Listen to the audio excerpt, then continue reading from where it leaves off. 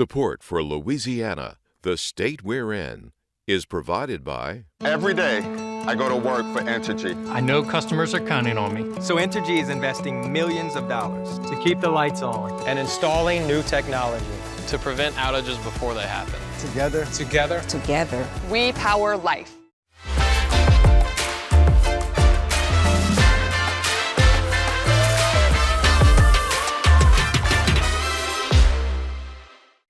Additional support provided by the Fred B. and Ruth B. Ziegler Foundation and the Ziegler Art Museum located in Jennings City Hall.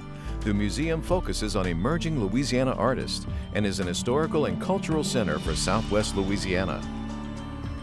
And the Foundation for Excellence in Louisiana Public Broadcasting, with support from viewers like you.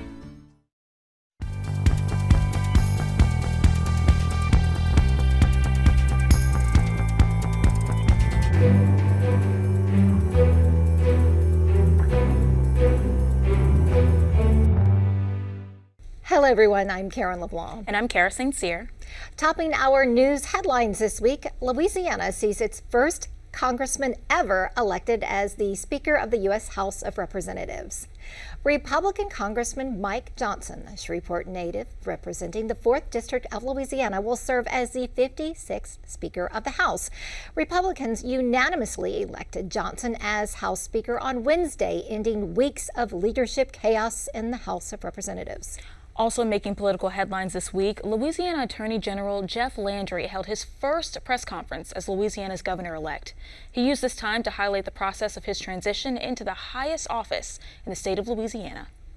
For the first time since his gubernatorial election victory, Governor-elect and Louisiana Attorney General Jeff Landry held a press conference announcing his transition team, a group of 7 members who will shape the future of Landry's tenure in office.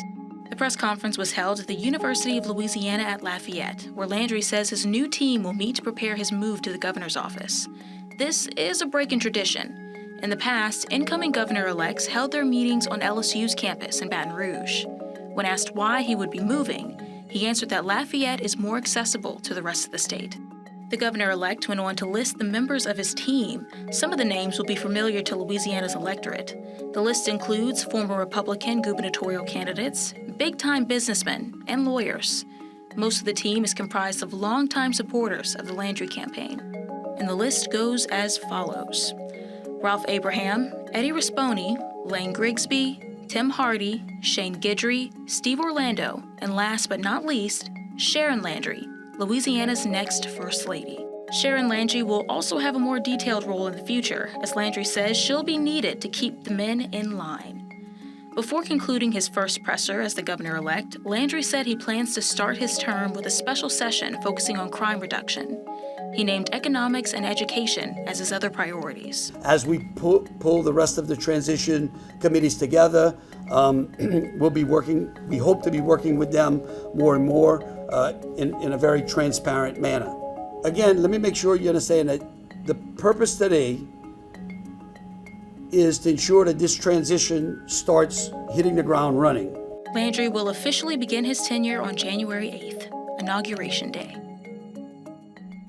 It was a busy news week across the state of Louisiana as we again made national headlines tragically for a deadly mile-long accident on Interstate 55 in St. John the Baptist Parish. The latest information we have from Louisiana State Police is that the northbound lane of I-55 bridge remains closed. The southbound lane is open with the exception of a section of that lane which remains closed. Here's more.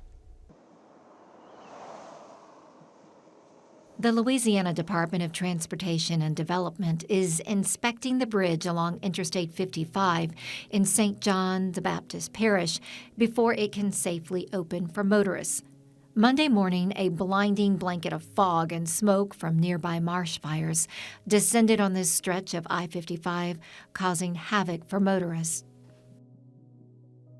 It started on the northbound side around milepost 13, and then it kind of extends up to there's a high rise right there, and it kind of extends up to into that high rise. But there was also crashes that occurred on the southbound side as well. the length of that crash was not nearly as long as the northbound side. Most of the crashes occurred on the northbound side.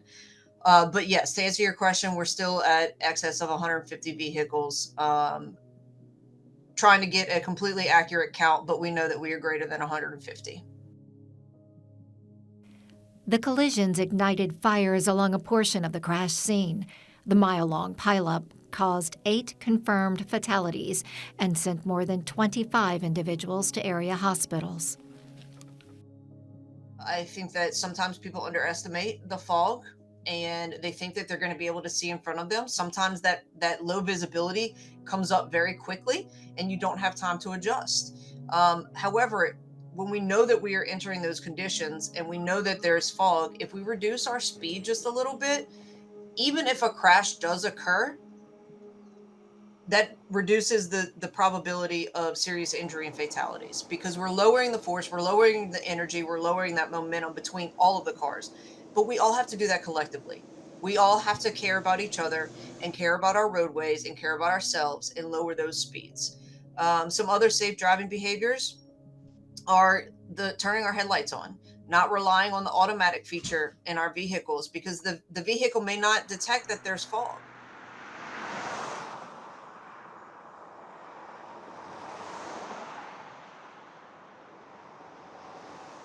The SAG-AFTRA strike has passed its 100th day, the longest strike in the union's history.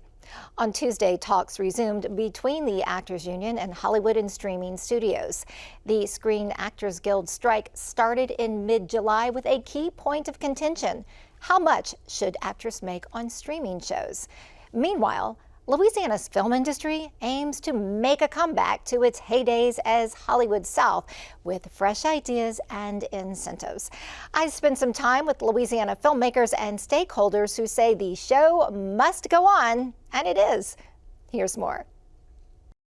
The Road Dance is a story about a young woman. She's grown up on this island, which is a beautiful island in Scotland. It's a story about young love and following one's dreams. And it's set in a time period that was surrounding World War I. Filmmaker Richie Adams chose his hometown of Baton Rouge to debut his latest feature film, The Road Dance.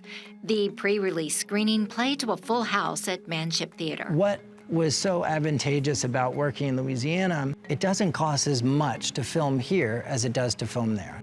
Louisiana's film incentive tax credits allow producers to get reimbursements for up to 40% of their qualifying films, TV shows, and digital media projects.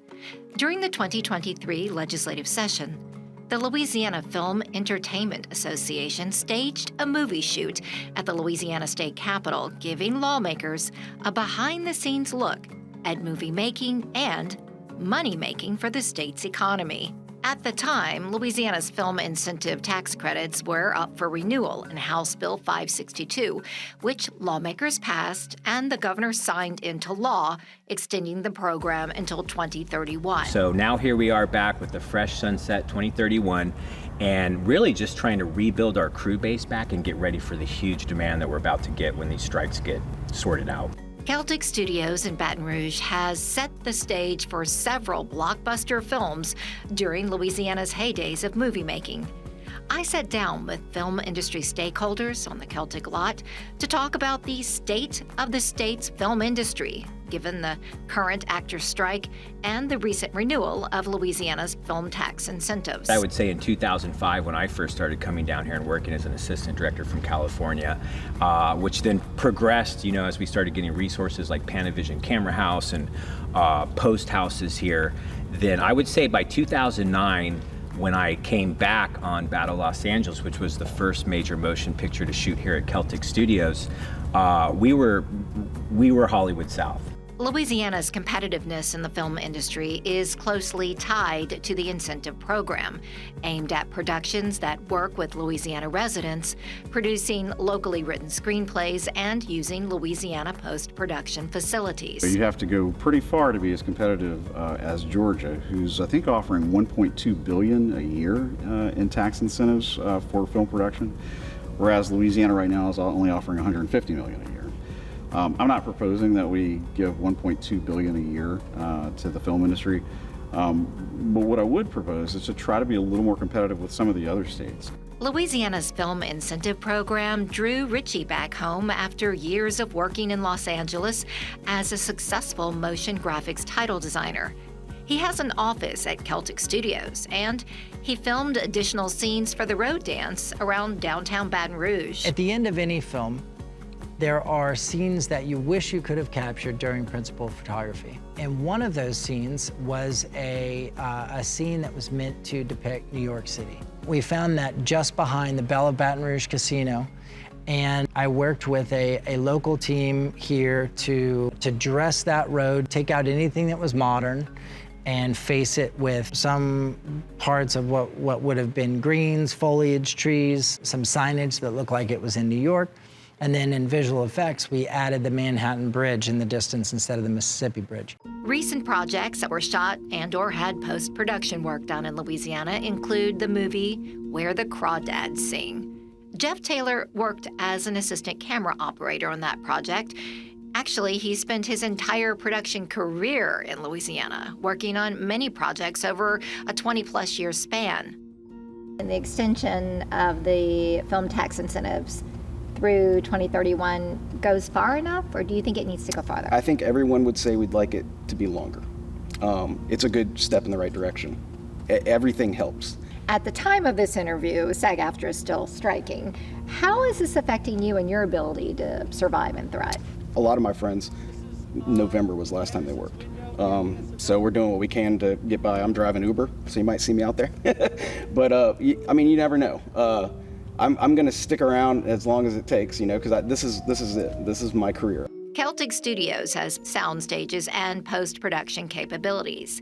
It is a lot of movie-making infrastructure. So Celtic aims to keep its facilities in full swing by fostering the next generation of film workers. The movies follow the incentives, there's no doubt about that. I've been hitting up colleges and high schools here in Baton Rouge and all over the state, trying to let these young people know that they have another path. It's a trade, no college degree necessary.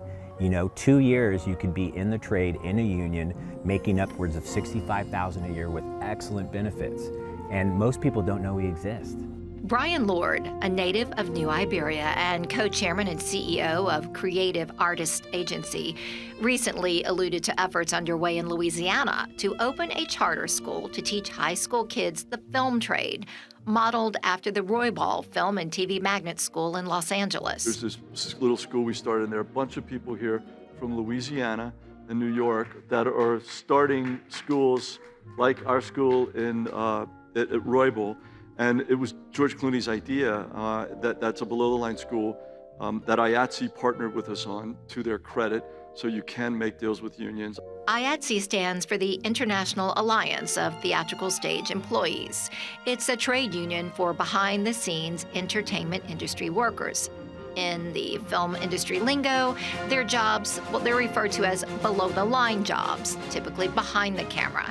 These public charter schools aim to train high school students for these well-paying jobs. A strong tax incentive paired with a skilled entertainment industry workforce, production infrastructure, plus a robust film investment fund could set the stage for Louisiana to reclaim its title as Hollywood South. I would love to see our government create some sort of Louisiana film fund that would help indigenous filmmakers make their own projects.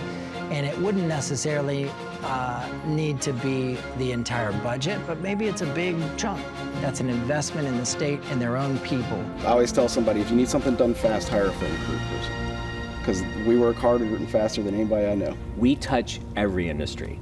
So it's really just getting out there and letting our citizens of Louisiana know that we're here and that we need their help. And we're going to need their help when we get back to work here in the new year. You can watch The Road Dance on all digital platforms and in select theaters.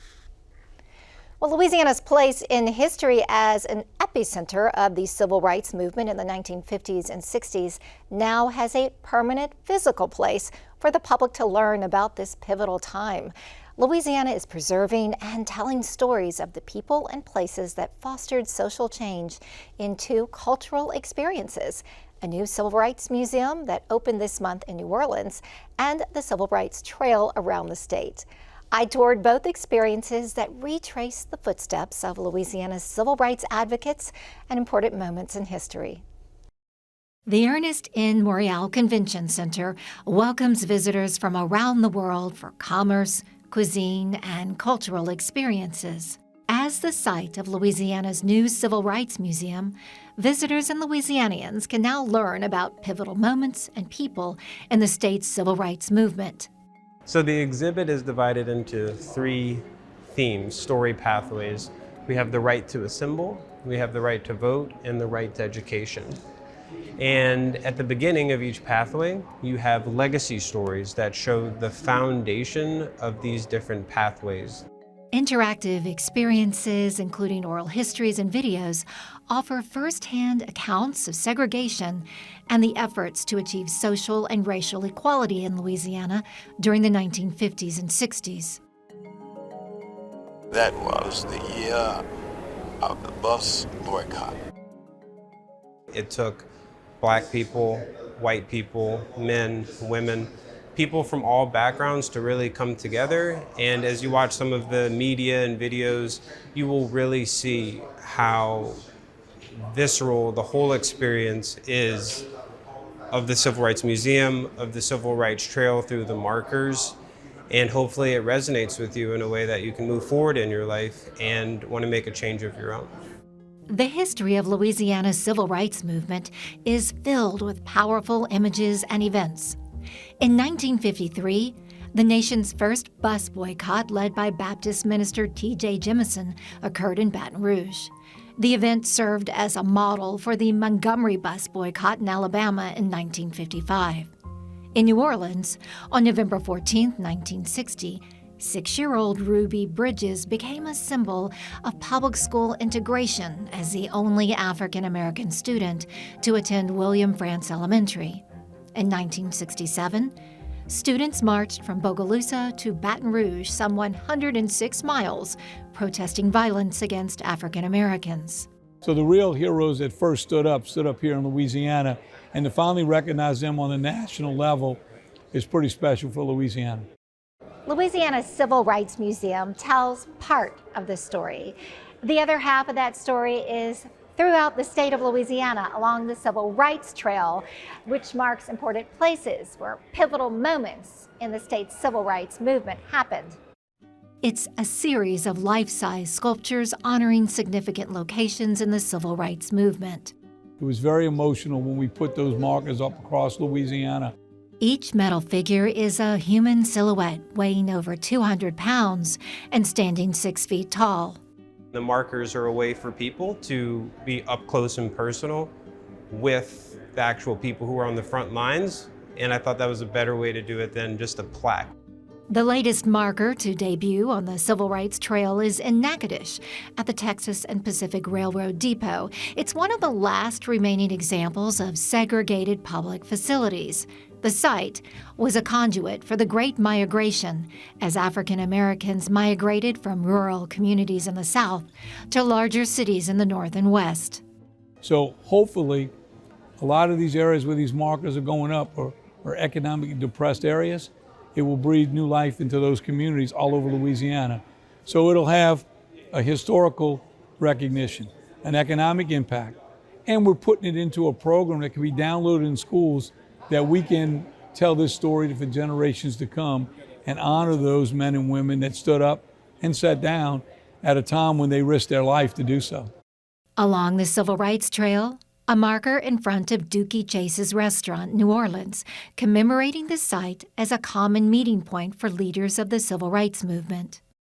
I said, how can we make the most impactful, powerful piece of art that when people walk up and engage with it, they feel like they are, in fact, with the people who are on the front lines, and it's a very immersive experience. So we really were aiming for people to feel like, oh, I am looking at a protester during the civil rights movement. And I think that has been accomplished.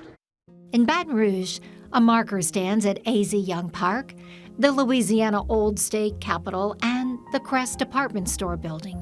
Each is a memory keeper and a truth teller of Louisiana's struggles and successes. Together, the Civil Rights Trail and the Civil Rights Museum create a cultural narrative that aims to reconcile the wrongs of the past with a promise of a more just future.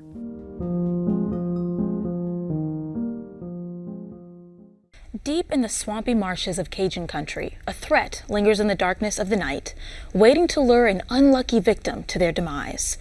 With folklorist Barry Ancelet as our guide, we'll take a trip deep into the swamp to learn the legend of the Feufollet. Deep in the heart of Louisiana's bayou, it's easy to lose your way in the night. Maybe it's the darkness. Or is it the shadows? Or is it the spirit of the Feufollet? Can you find me? Can you find me? One can only hope that if they are ever so unlucky as to cross paths with this entity, that they make it home alive. Many people describe them as the souls of unbaptized babies who were roaming in limbo, and you would see the light of their souls at night. And people used to claim that they would try to lure people away from the right path, to like get them lost in the prairies or the woods.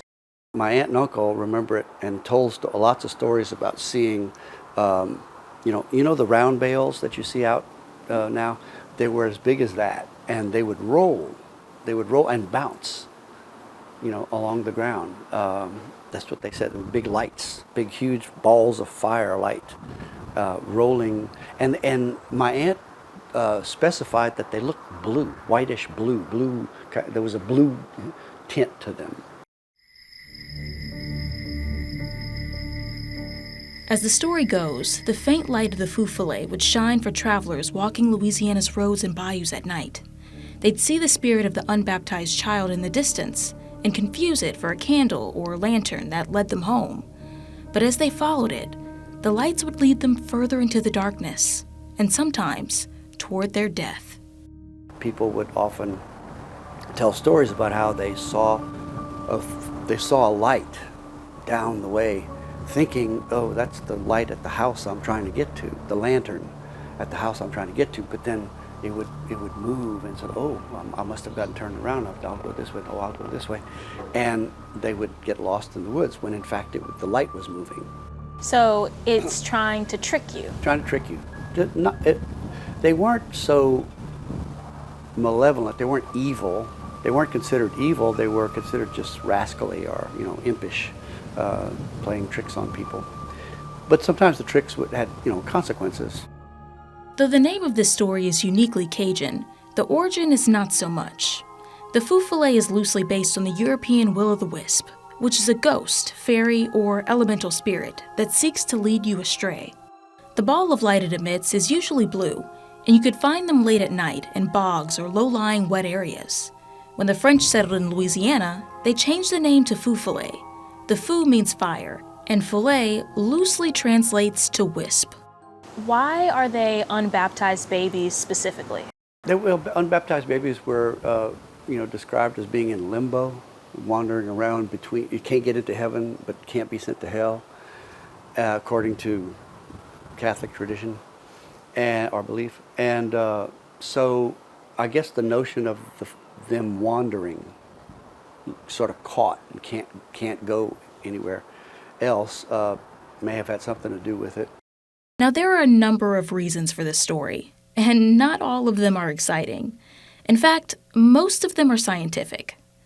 The light that travelers saw was most likely a product of gas.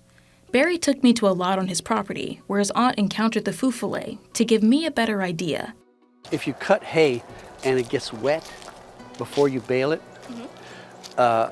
sometimes it produces methane and it will spontaneously combust. We had a fire that the fire department had to come and put out some bales of hay that got that were baled wet, and they started smoldering and caught fire.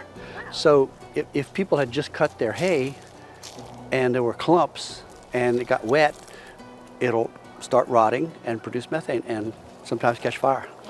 For all of you who don't know, a methane fire is sometimes blue. Barry's home is located near an old oil well site that produced the gas. This is the old well site. So this was sort of a naturally low occurring spot. And then right behind those big trees, that tree line right there, there's a swamp. A swamp. Yeah, and it gets, holds about this much water. Maybe sometimes in heavy rains it'll hold this much water. My dad and uncle used to go catfishing in there, in fact. And that was another naturally occurring low spot. So it would, a spot that would have likely produced gas from decomposition. Barry's last explanation is a little more unconventional, but gas produced by cows on location could have also produced enough methane to cause a spark. Now, if you ever come across the Feufollet, here's what you should do. You could avoid having them make you get lost by planting a multi-blade knife, a pocket knife, into a fence post or a stump, and sticking it. And apparently the Feufollet was interested in its own reflection and would come and dance around the blades and play in the blades, and that way you could get away. I'm not here to tell you what's true or not. That's up to you to decide. But this Halloween, when you're walking through the darkness, don't follow the light. You may not come back. I've got to say, I've never heard of the Feufollet. That is fascinating folklore. It definitely is, so don't get lost at night. Well, that's our show for this week. Remember, you can watch anything LPB anytime, wherever you are, with our LPB PBS app. You can catch LPB news and public affairs shows, as well as other Louisiana programs you've come to enjoy over the years. And please, like us on Facebook, X, and Instagram. For everyone at Louisiana Public Broadcasting, I'm Karen LeBlanc. And I'm Kara St. Cyr. Until next time, that's the state we're in.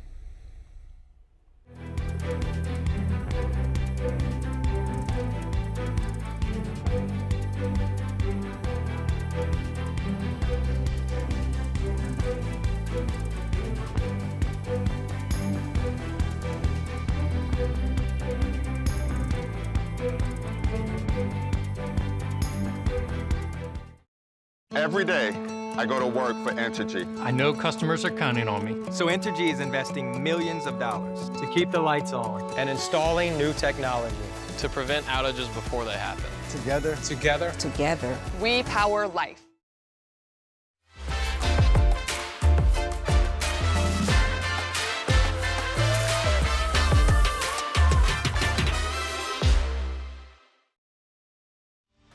Additional support provided by the Fred B. and Ruth B. Ziegler Foundation and the Ziegler Art Museum located in Jennings City Hall. The museum focuses on emerging Louisiana artists and is an historical and cultural center for Southwest Louisiana. And the Foundation for Excellence in Louisiana Public Broadcasting, with support from viewers like you.